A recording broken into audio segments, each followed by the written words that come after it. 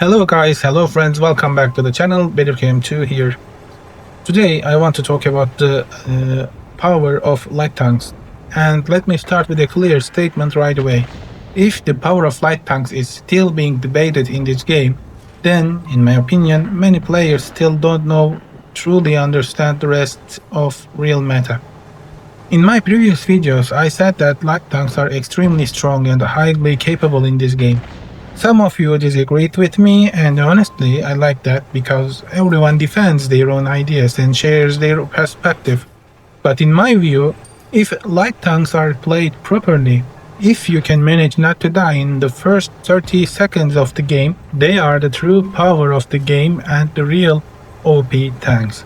You can disagree as much as you want, play the endgame with heavy tanks, medium tanks or tank destroyers. None of them can be as valuable, impactful, and in demand as a light tank. Let me give you a simple example.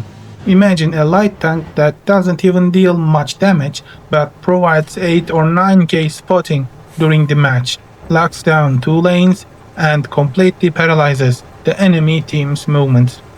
That right there is the power that wins the games. In short, light tanks have an undeniable and overwhelming advantage in this game. And the problem isn't only between different tank classes, there are also serious balance issues within the same class and type, and honestly, that can really push players away from the game. Wargaming is aware of this. For a long time now, they have been trying to reduce the dominance of light tanks without changing the core identity of the game. In recent updates, they increased the traverse speeds of tank destroyers and heavy tanks, and they keep doing it with almost every patch, but that wasn't enough. They added secondary weapons to the Taschenrate, allowing it to track and damage the light tanks. Yet, light tanks are still flanking the Taschenrate with ease. And that still wasn't enough.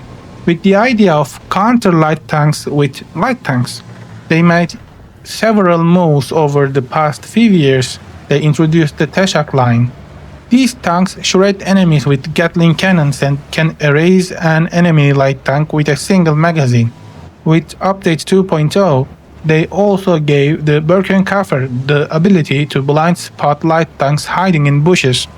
In other words, they clearly tried to stop light tanks using other light tanks. And even that wasn't enough, because there is Manticore and EBR 105. And now, we have arrived today. A brand new class has entered the game. Medium support tanks, the RS line.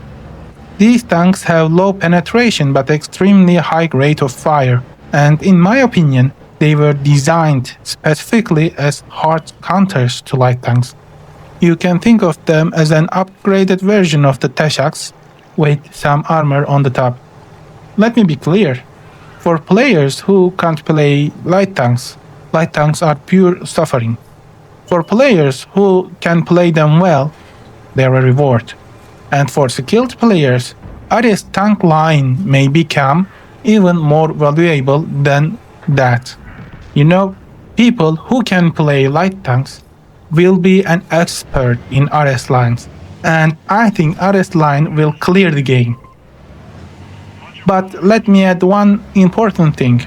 RS tanks do not forgive mistakes. A poorly positioned RS can melt even faster than a light tank, because it has lower camouflage. These are highly situational vehicles, completely dependent on the positioning and flanking.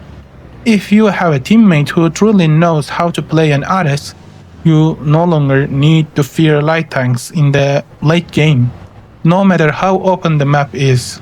A properly played RS can destroy any light tank.